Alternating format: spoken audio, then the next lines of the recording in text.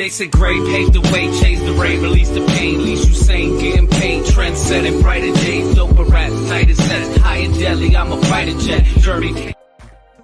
What's good, everyone? Another edition of the Urban Wrestling Network. I'm I guess I'm hosting today because Chef the Matrix is fashionably late. At least that's what we're going to call it in the moment. But I'm Rob Kammer, Urban Wrestling Network, MLW Confusion, contract extended due to injury. And with me, of course, is the always lovely, fully motorized Muffins Martinez. Muffins, how are we doing today? Dude, I'm good. I'm a little sad because my Astros just lost. So they are out of the playoffs, the first team to be eliminated. So that goes the record of 8 straight years to the ALCS. Just died today. So more questions than answer for 2025. But I'm done with baseball for the year. No more baseball for me. I don't even care who wins. It could be worse. They could be the White Sox. I don't watch the sports ball, but I hear a lot of people actually complaining about the White Sox. Oh God, yes. We'll just pretend I know what I'm talking about on that. White Sox, brother. For White Sox. But this is, in theory, a wrestling podcast. So let's jump into the wrestling. Muffins, you are our NXT correspondent. And of course, the big NXT news is the official jump to the CW happened at the time of this here recording last night, Tuesday, October 1st. So, of course, they front-loaded that show to show CW what it's like to have WWE on their television screens. Hopefully, they can keep this momentum going and not do what they do to, like, Sunday Night Heat and every other program they've done in the past, where we're going to front-load everything, and then a month into it, we go back to the status quo before. But, Muffins, talk to me. Like, what was the show like? How good was it? It was sold out arena right in Chicago. The reason why CM Punk was going to be in the house. I mean, there has the stars were all out last night. Michael Pippen was there. Michael Jordan was there. I'm pretty sure the Bull guy from the Pet was there. I'm pretty sure a couple of White Sox players were there. I mean, I can't confirm any of this, but I'm pretty sure some of them were there watching wrestling last night. And we started with Shawn Michaels. Triple H wanted to welcome us to the new world of NXT on CW going forward. And of course, if you are going to go into a new network, you give us brand new belts. So they gave us brand new belts for the women's champion and the men's champion that we're going to give given to them later on in the matches. So that's how we started the show off. The new belt. And what did you think of the new belts? They look the same as the other ones. Anything different. I mean, the color wise, it's like more chrome than anything else. I thought, or I thought they were more chromy. So I thought they were chrome. So I'm like, okay, I don't see the different, more shiny. So good shiny things are good. My precious. We love shiny things. But other than that, I didn't go like, wow, holy. Yeah, I did the world with this. I did see some pictures of it. I'm like, did they really need new belts? Because, as you put it, they looked a lot like the old belts. Except I did notice, they seemed to they were so shiny and, as you put it, chrome. Like they seemed to lack definition, and that was kind of like one of the things I liked about the NXT championships was that they're very textured per se. Like I can't think of a better word for it, but there was a lot of definition to it. There was a lot of texture to it. It didn't just look like a bunch of flat surfaces, and I feel like that's what the new titles look a bit like. It's like, I don't know. For me, it's like going to create a title in the 2K games, and I don't know what I'm doing with the title, so I'm just like, shiny! Yeah. And that's how it turned out. Yeah, oh, it's shiny. I love it. Yay, it's a new belt. Hey, or whatever. Yeah, so, so they ushered us to the new belts. First match right off the gate was Giulia coming straight from Japan against Roxanne Perez, which is the NXT Women's Champion. Good match. Like always, a couple of things here and there that I could have done differently. A couple of things here, like you kind of stand around waiting for something. I'm like, that didn't look kind of good, but good as match. Later on, towards the end, we just jump and we see somebody out there. DDT's the shit at Giulia right outside, throws her back inside. Next thing you know, Roxanne hits that little stupid pop rock or whatever the hell she calls the move, and she pins her. And pretty sure the whole world is shocked as to why Julia lost when you keep hearing complaints about there's nobody in NXT or you want to move Roxanne up to the big times, but this, and this, but you still have her win the match anyways. So we see the girl takes off her hood, and it's Cora Jade, who is back from another knee injury. Because these girls, I don't know what it is. It's like they work in the indies all their lives, no problems. They go to WWE and they start doing their style, and the ACLs just start blowing here and there out of the blue. Yeah, So, their women's division's kind of jinxed on that. It seems like a lot. It's the ACLs. of the Like, female- I wonder. I'm going to throw it out there. I'm not a worker. I don't take bumps, but I wonder, like, if it's their ring, if there's something like different about their ring.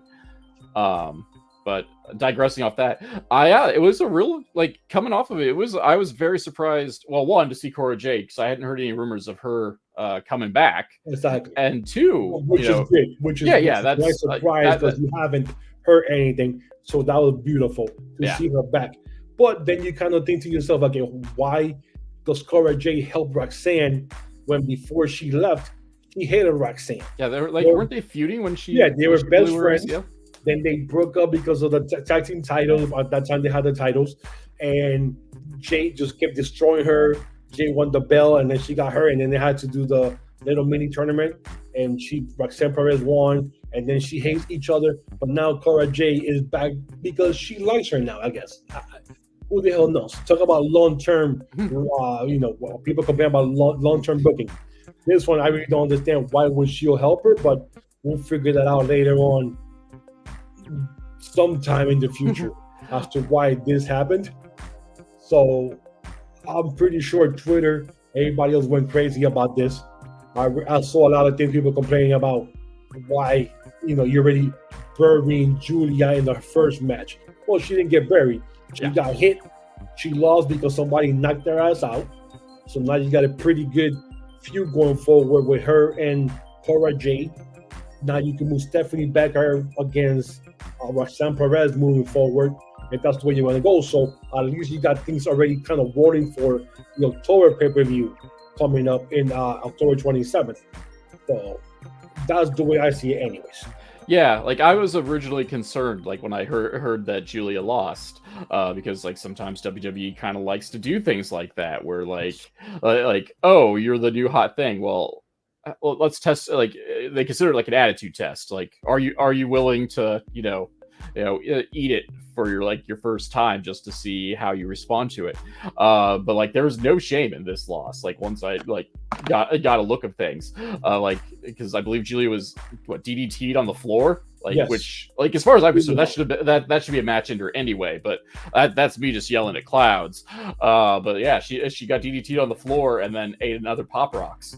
So yeah, so that was the second pop rock she had got. So yeah, so she went down very strong. It wasn't just lol, like them cutting Shinsuke Nakamura's legs out from under him every time they get a chance.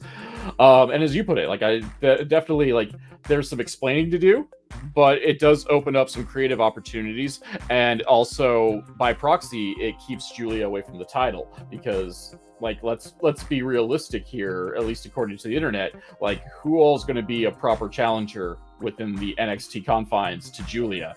Probably Roxanne, Stephanie Vacour, Delta when she comes in, and then like who else? Like no knock against a lot of the women in NXT, but a lot of them are just not at Julia's level yet. Just because just to be frank, they don't have Julia's experience. Yeah, And then they did a bunch of different things in the back here with some people. I'll skip all that nonsense. I like to just go right to the matches. Wesley versus Wentz match was crazy. This was a really, really, really good match. I thought it was a good match anyways. I really enjoyed the match. It was more like a, definitely street fight feel. They were all over the place. A lot of crazy moves. Wentz, when he did the coast to coast, oh my God, like he could go from one side of the ring to the other ring. It's still kind of cool to see, but, RVD did it so many different times that, whatever. I really did it. I don't care. Shane McMahon can do it. So like, Yeah, Shane McMahon can do it. that takes some of, no offense intended, but that takes some of the shine off of it. Yeah. So toward the end, Wentz is sitting on the chair. Lee is on the top rope or second rope. He ties the like a chain around his knees, and then does like a Lou test press from the second rope towards like the Meteora. chair. Yes, I thought that shit was cool. I've never seen it like done that way, so I thought that was really cool. That way that was done, and that way Lee gets the pin. Now he gets rid of Wentz, but they're actually tied 1-1. So I'm pretty sure we'll get that third match in the future to decide who really wins. So, but Lee said that he's done with the Rascals and all this nonsense. But I actually like the match. I mean, I like the ending. I mean, I don't know what you thought about it, but I like the way how everything was set up, all the craziness. The crowd was lit. I mean, the crowd was sold out. And for being a crowd for a third-rated show, which is just, NXT and the developmental or whatever, it was, the crowd was on fire. And I know they won't get places like that sold out again unless you're loaded with talent. CM Punk or people like that, I understand that.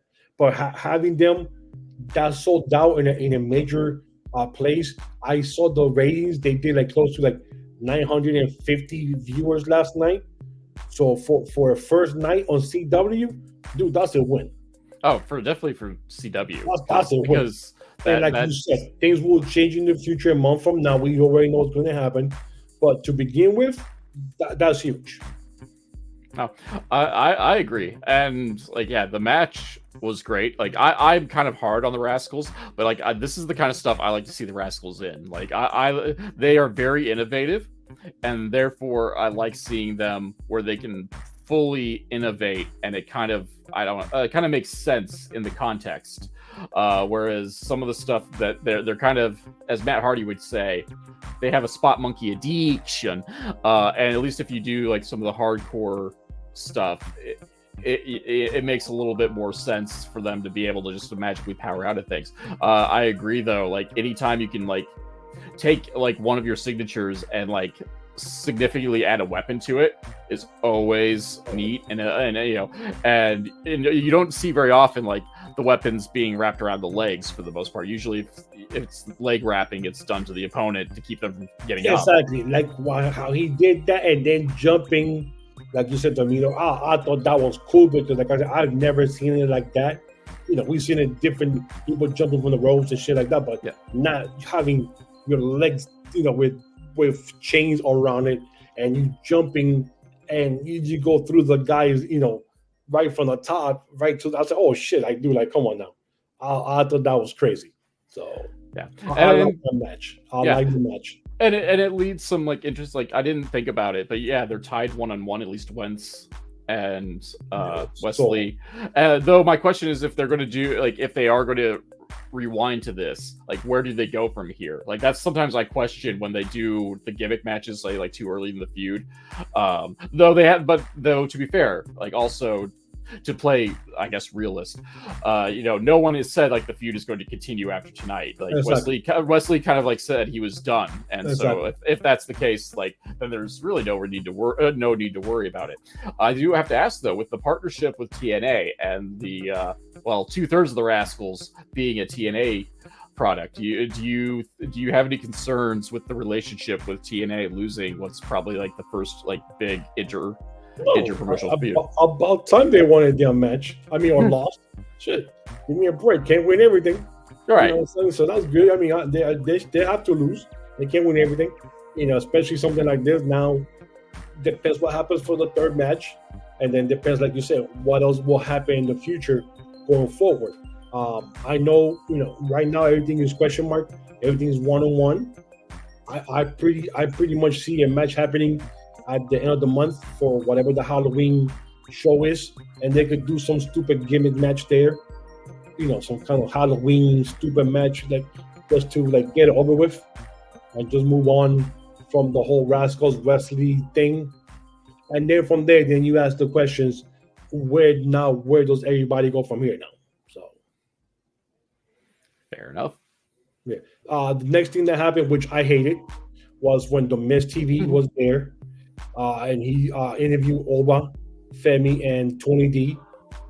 And this was just a whole drag down segment. Every time Tony D will say something, he will pause. What?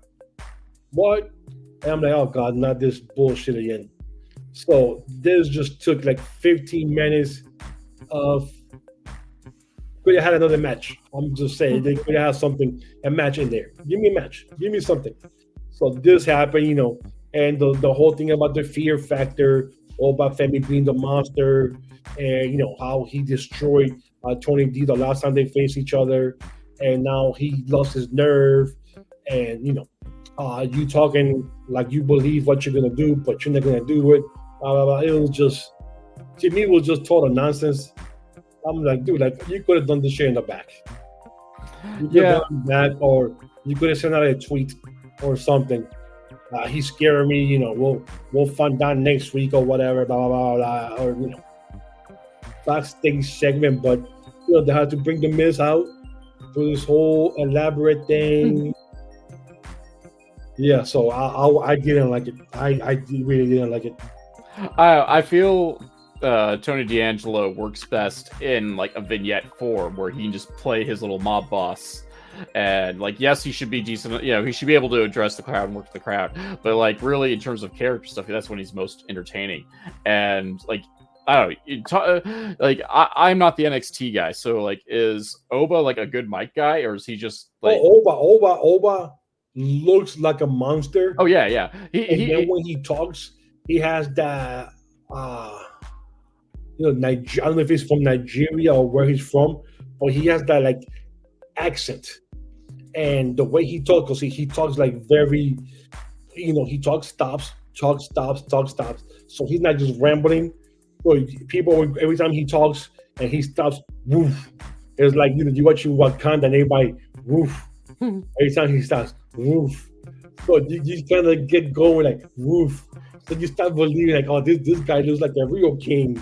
This guy's gonna beat the shit out of Tony D. Wakanda here for real.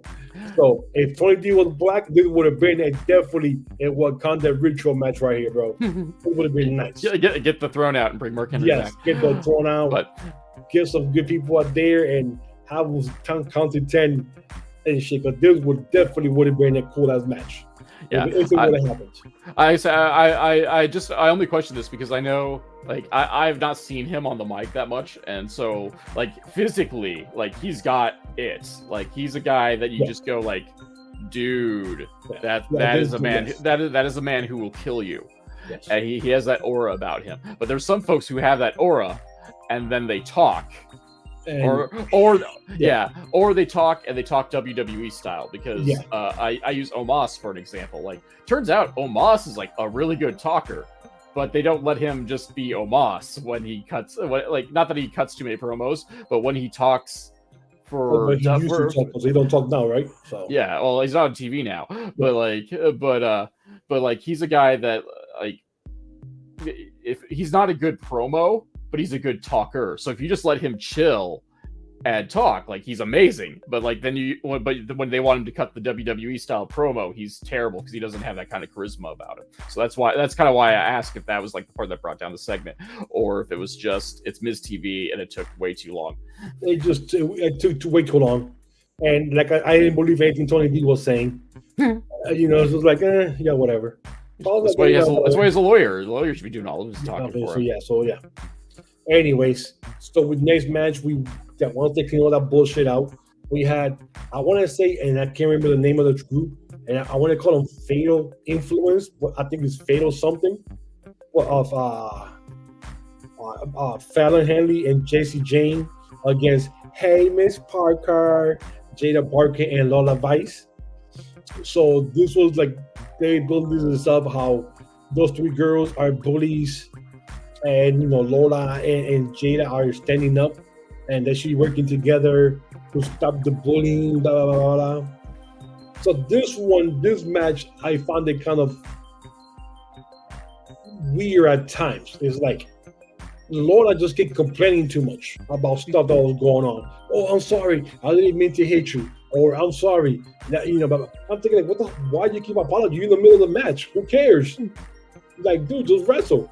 And they call her up, and then Jackson Nane or whatever her name is, try to get Miss Parker to come down. She turns around. Lola Vice gets thrown into Jada Parker. Parker gets knocked down from the ring apron. Now Parker is pissed off and she walks off or out of Lola Vice. Oh, I didn't mean to hit you. I didn't mean to hit you. Like, oh no, can they coexist? Yeah, she's like hanging out from the rope, like second rope in the middle. I didn't mean to hit you. They just pushed me. I'm like, why do you keep trying to explain yourself in the middle of the match that you're not trying to hit the girl? Like, I don't understand. Like, you go from being this ferocious, crazy girl when they had you against Shane Baszler and they had you against Rasak Perez and you just monster fighter and shit, kicking your ass. And now you're right here apologizing every 5 minutes. Like, dude, like, why? So the girls, they tag team her. They beat her ass up. She gets pinned. Kelani Jordan is doing the ring announcing or whatever. She's sitting there with Booker T and the other guy, Big Joseph. She gets into the ring. Oh, we're gonna go after you now, blah blah blah blah. And the next pop is Cargill and Bianca Belair come out to side with Jelani. So now next week we're gonna have a 3-way between Jelani and the tag team champions of Cargill and Belair go up against Fatal Attraction or Fatal Influence. I always forget the name. I always be messing it up.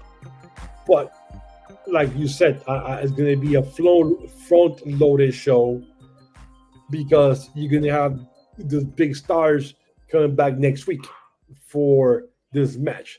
You're going to have Randy Orton go up against Javon, guy, the rubber guy.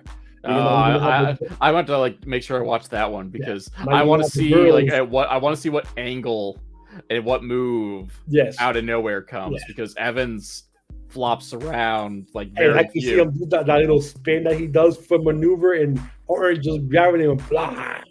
That's gonna be crazy. But that's another front loaded show like you mentioned. So we'll see how this goes. But yes, that's going to be the 3-man or 6-woman match next week. Is going to be that one there. Yeah, at least they bothered to explain it. I don't have a whole lot to say for this match because I'm not gonna lie, I'm not familiar. The only one I'm remotely familiar with is Lola Vice, and that's partially just because you're just like, dude, this woman will kill you. Oh, and she can twerk. That's like her gimmick is that she can twerk, and then you find out that she's like a legit MMA fighter in the process too. And that always like. I always love those folks that are that's a soft spot for me is like the MMA guys who could kill you, but they're also just goofy because they can be. Because who's gonna stop them really? So they have more stuff in the bag, more nonsense, blah blah blah, and then we finally go to the main event, and the main event is going to be officiated by CM Punk, which we already know from a couple of weeks ago. So we got the Ego Ethan Page go up against Trick Williams. Whoop that Trick.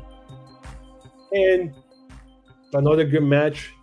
A lot of clunky stuff here and there. How things, and you kind of wonder like why is this happening? Or why he's standing there. He looks weird in an angle there. So we get to see Ethan hit him with the go to sleep. Gets a 2 count. Now he's messing around with CM Punk. Next thing you know, this is where the awkward stuff starts. They both stand up and they're both like on the left side, and you kind of wonder like why, and you go after Trick. Why are you here? Why are you doing that? Let's see, Trick comes off with this knee thing, which I know the knee thing was his finishing maneuver. I guess it is now, and pins him 1, 2, 3. So now Trick is the new 2 times NXT heavyweight champion of NXT. After the match, you see all the confetti come down. You see Ethan Page is pissed off Next thing you know, CM Punk gets him up. GTS. Wow, lays him right there in the middle of the ring. So now poor Ethan Page is knocked out in the middle of the ring with all this confetti coming down on top of him. So now we get to see, Trick Williams as the 2-time NXT men's heavyweight champion.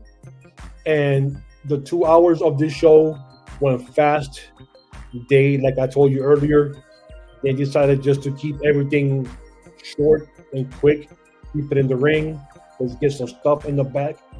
Not as loud or as packed as the other NXT shows are, where they try to get everybody camera time.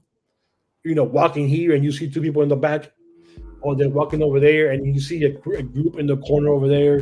So there's so much stuff going on that there's so many storylines. You're like, oh shit, I just saw these people back there. They didn't do that in this one. It was more, let's just keep it going. Let's stick to the matches thing and build this. And like Rob K mentioned, a month from now, we'll go back to the bullshit. But for now, let's get the fans in CW to come out, watch the show. With CW moving, or NXT moving to CW and doing that, we unfortunately are going to lose NXT Level Up, which was the show on Fridays. That was an hour that they taped before or after NXT on Tuesdays. And this was when they will take the new person that they brought in that already has a couple of matches under their belts in Florida, because they already travel in Florida. Davidson, Stephalins, Lakeland, Tampa, Orlando. So they go all around every month, and then they give them some TV exposure on Level Up, a couple of matches, and when they feel that you're ready, okay, now we're ready to bring them to NXT show, and they will put you on the Tuesday show. So that Level Up show is done. They scrapped it. So no more Level Up, which means now we will not see any future stars before NXT. So if you live in Florida and you're able to go and jump and see them wrestle there in person, do that, because the next time you see them from there won't be till NXT on Tuesdays. Okay. Going to try to decompress and ask a couple of questions that way. Try to be polite, not interrupt you because you were on a roll, man. But kind of going back to the main event, do you think the right person won? In this occasion, yes, because it looked like that's what they wanted to do, which leads me to the case, why did he lose the belt in the first place? To get it back 2 months later? Something like that. Time means nothing to me anymore. Like he didn't have any type of feud in NXT with anybody before this. So I don't know, really, I don't understand why he lost the belt in the first place, to be honest with you. So. Okay. I would say it wouldn't surprise me, because I've noticed conflicting things on the interwebs, of course, just because some folks are saying Trick really needs to be moved up to the main roster, because I guess Carmelo Hayes is just kind of doing nothing on Friday nights, and that way maybe they could kind of well, see, that's not true though. Carmelo Hayes has a feud going up against Andrade. They're doing a best of 7 right now. Yeah, and now it's tied 3-3. And the last couple of matches has been crazy. Yeah, I've heard the matches have been great. Matches have been crazy. I mean, so it's people always complaining about shit. If your favorite wrestler doesn't get what you think they deserve, you're gonna complain about it. Oh, but yeah, of course. If you think to yourself, well, this is the process how it's done. You got to let them take the reign is 1 week at a time. They expect them to get the title already in 3 weeks and be the champion for the rest of their lives. Well, the internet wrestling community is a notoriously fickle folk, aka Push Zelina Vega, which likes to get quasi trending every now and again. But I just ask, just because again, that's some of the rumblings is people are kind of wanting to see Trick moved up to the main roster, and obviously, it's very rare for the NXT champion to be moved up to the main roster while holding the championship. And so I think people thought this was a way to say okay, Trick's done all that he can do. It's time to go up. He had some matches like they done before with Carmelo and Braun Breaker and stuff like that. That they go up, they'll have 1 or 2 matches in NXT up there in SmackDown or Raw, while still being the NXT champion. But just to kind of get their foot in. Other than that, Yeah. Trick wasn't even wrestling when Carmelo was hot, and then they started putting Trick into more wrestling. Next thing you know, the Duplo's higher than Carmelo, and then you think to yourself like, hold up, is the wrong guy getting pushed up to the main roster or not? I mean, because there for a second they thought there was rumblings that it should have been a Trick. Yeah. Well, and then like the counter argument is, what are we doing? What are we going to do with Ethan Page? And let's face it, like I am a fan of Ethan Page, but I compare him to a guy like The Miz. Like he's just a guy. He is a utility player that like he will go wherever you really need him. Like he can talk, he can be despicable if you let him. I just saw his interview with Chris Van Vliet. Not terribly long ago, and he talked about how he didn't come up with the idea for the finish of him winning the title, but he loved it because it made him look like the most worthless piece of trash that there could ever be, and he loved it. And so like but he can also do the comedy stuff if you need him to. He can do weird, stupid stuff, and so like I think Page will ultimately be fine. Like, do I question the short reign? Kinda, but on the flip side, like I think this is another symptom. I mean, maybe this has always been the plan, but like I think it is another part of the symptom is like you want like a major change. Like whenever there's a new show, like they like to do something to end it like big and shocking. Or at least with a major positive impact, and that usually means, of course, that the babyface is going to go home, either that or the heel wins. But then there's a major return up on the stage as the next challenge for the heel. So since that didn't happen, obviously Page was going to have to go down, and of course he gets to eat a GTS for his efforts as well. Because why else would you have CM Punk there if he wasn't going to do something, even if it was going after the match? I've been a fan of Miz since the first time I saw him in the real world. And for people that don't know what the real world is, a TV show that started like over 20 years ago about 7 strangers living in a house. See what happens when they get real. It's gonna get real, which how things are nowadays. Like you just meet people out of the blue, out of computers, internet, whatever. And he had mentioned that he wanted to be a wrestler.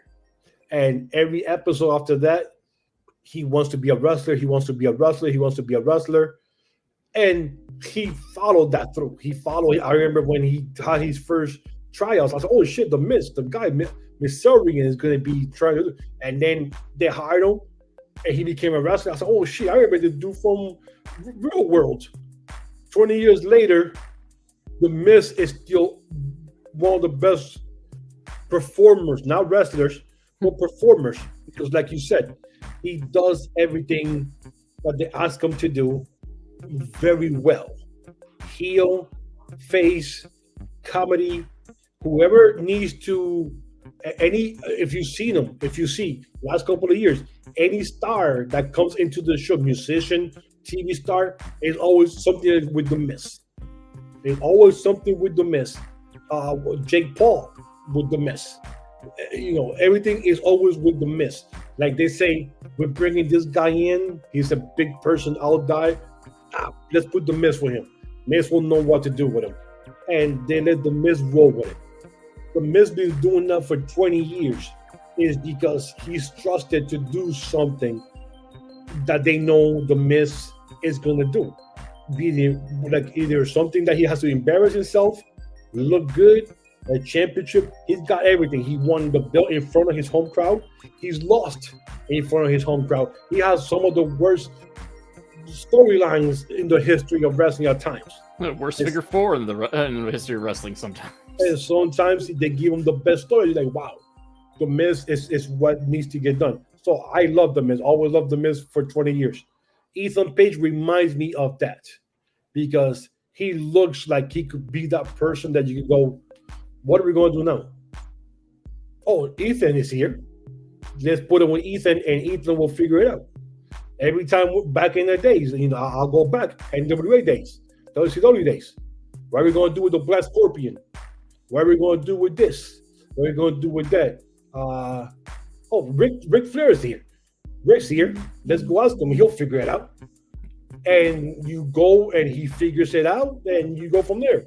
And those are the type of minds that you love in the business, because they're not going to complain. And if they do complain, you never hear it, because they're complaining somewhere in their backyards under the house, so no one can hear them nowadays, because TMC gets a hold of it, they're done.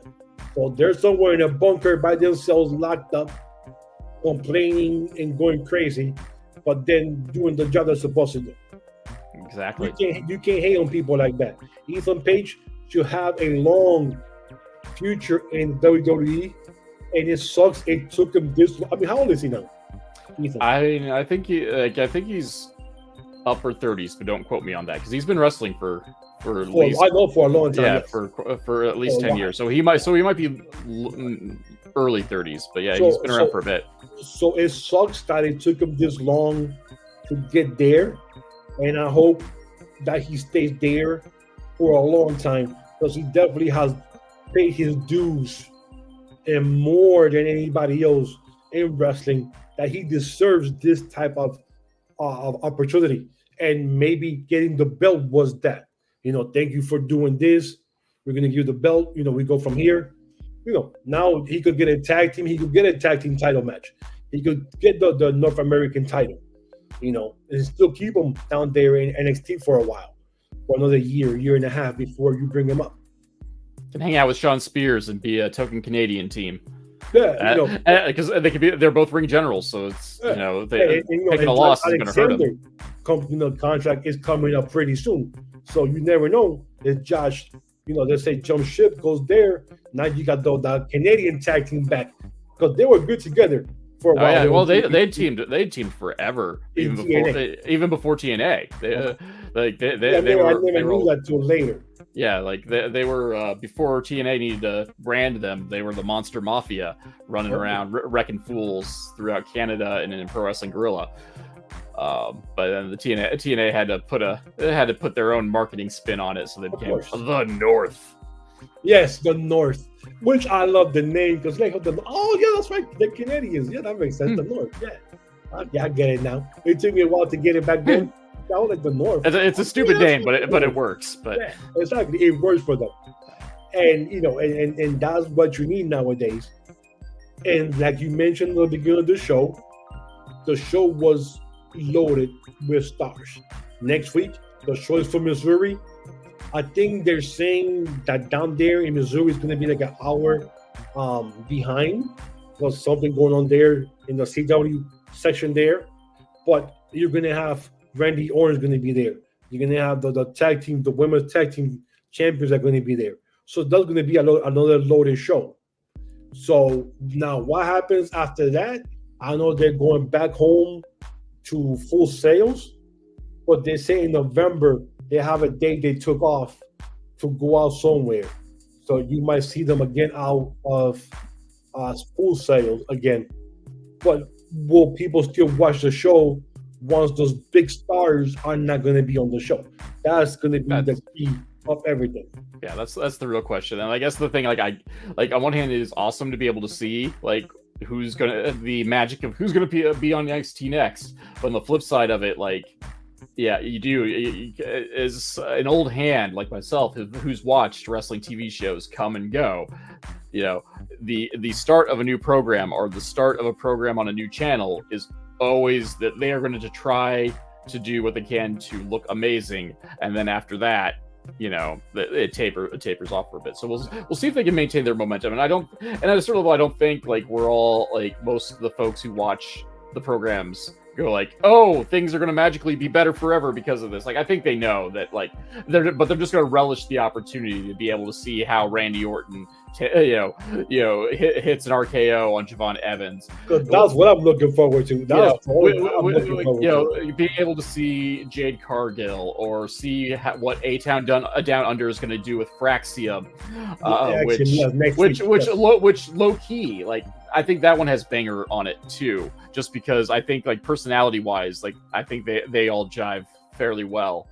And they also new channel, of course, new opening for the show, CW, the new opening for NXT.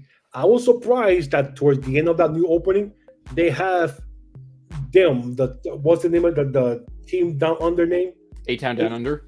Yeah, they have them as part of the opening, which kind of surprised me because I'm thinking like, why are they part of the opening towards the end when the song ends? They have them there, and I'm thinking, well, hold on, I thought they were main event guys. Like, why are they there? So unless they're trying to tell us something, or I am blind because I do wear bifocals, so somebody that looked like them. So. I mean, WWE likes their cookie cutter looking guys, so who knows? I was disappointed with the show last night because there was no mention, there was no flag anywhere of Chase U. Oh, so I was kind of, but they are in the opening, Duke waving the flag and everybody with the. I was like, I love Chase U. I love it. If they strip down the show and they're not just throwing everyone in, like. Take their time with it. Make it mean something when they show up. Like make it old school, where like you know people weren't on TV every week. You cycle them through every couple of weeks or so. See, and that's what the beauty of it, because we might not see Chase U again for a while, because although everybody getting killed by that moron Duke. Rich Holland. Rich Holland, yeah. So I gotta say, is there even a Chase U anymore? Did he drop them all on their heads? Well, yeah, except for the kid Riley. Riley actually fought everything off and actually was able to get out from being, put out on the show for a while. But you're right. I miss those days of somebody getting hurt and you don't see them or didn't mention anything about it. But in NXT, they'll get hurt and then you'll see them like a little sitting in the back somewhere, talking to somebody, and you go like, "Oh, look, he's back there. He's not talking, but we just saw them back there sitting, still alive." I it's hate the parking that. lot. We got to watch out for. Oh, that parking lot, dude! That parking lot was crazy. I'm surprised they never had something from the parking lot here in St. Louis. So I'm pretty sure they're waiting for them to go back to full sales to start the whatever they're gonna do in the parking lot. Because that parking lot has more bodies than any ring I ever seen. I'm surprised they don't put the ring outside. Well, I mean, they did once, like a handful of years ago.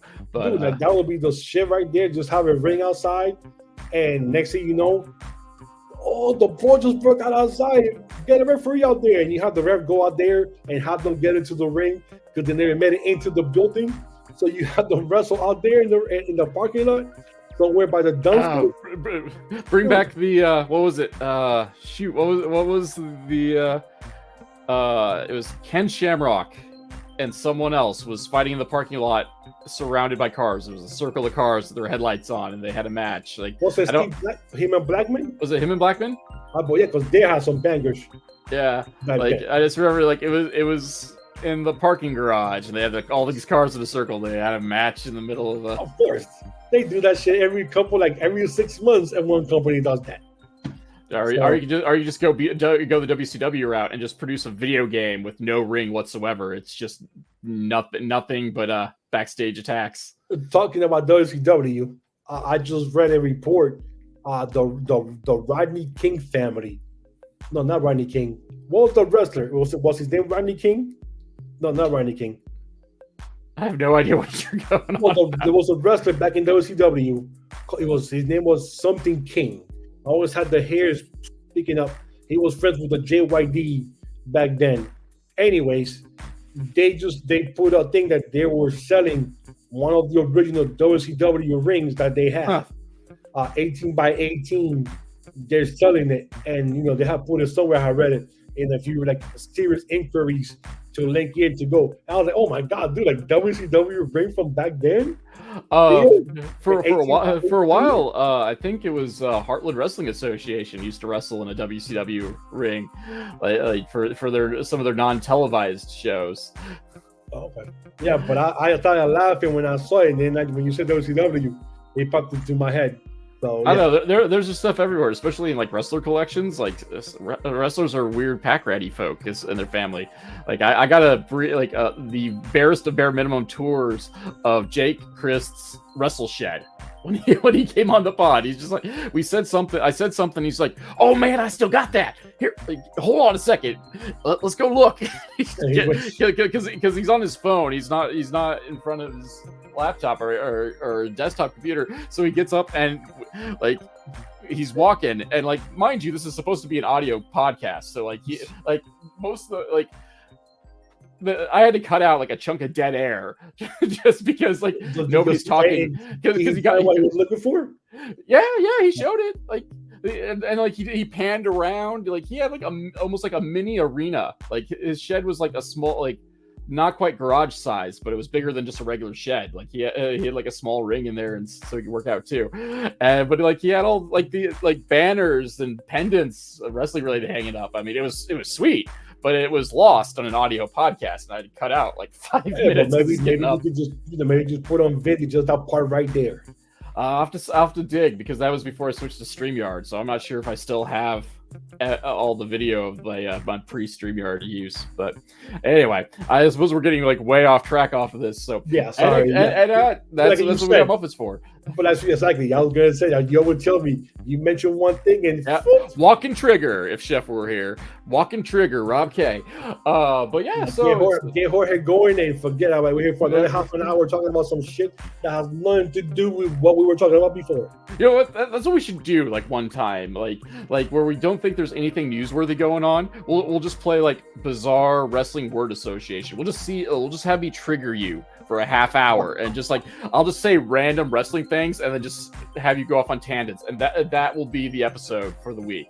Dude, that people they'll tune off because like this dude's talking to them much.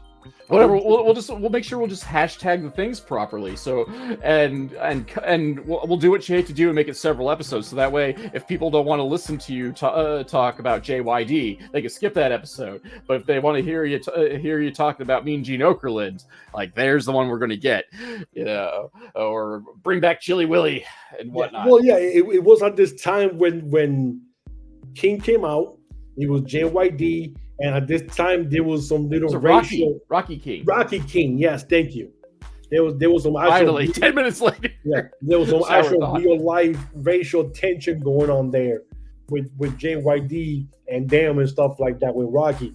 So, I got a friend that's gonna get you. Who you got, King? He's gonna be our friend. You're gonna see. He's gonna give you the big thumb. I remember, man, I used to go crazy with that shit. But yeah, Dave, the family, the estate of Rocky King, whatever his name again, yes, they put up for sale. So if you got money in your pocket and you want a real ring, WCW 18x18, go there, find it, buy it, and then throw me a picture because I want to see it. We're not topping that, ladies and gentlemen. So that's how we're going to end. Find yourself a WCW ring, take your picture with it, send it to Muffins. Yes, so follow us on Twitter, Urban Wrestling NW, also on the Instagram. Of course, if you also want to hang out with me for whatever reason, at the Nova of Cass. I don't know what you want to do. Except of course, I got to hang out with Joe Dombrowski. That's coming out later this week. So actually, I'm really excited about that. Yes. But this is the Urban Wrestling Podcast. Follow us on Twitter, hit likes, hit subscribe, do all that crazy stuff that I shouldn't have to tell you what to do, because this is YouTube, and YouTube's been around longer than our children have been alive. So I'm just disappointed in you all that you haven't done this already, and I have to give you this lecture every single week when Chef's not here. But as I said, I'm Rob K, MLW Confusion, Urban Wrestling Network, Muffins Martinez, deuces. Deuces.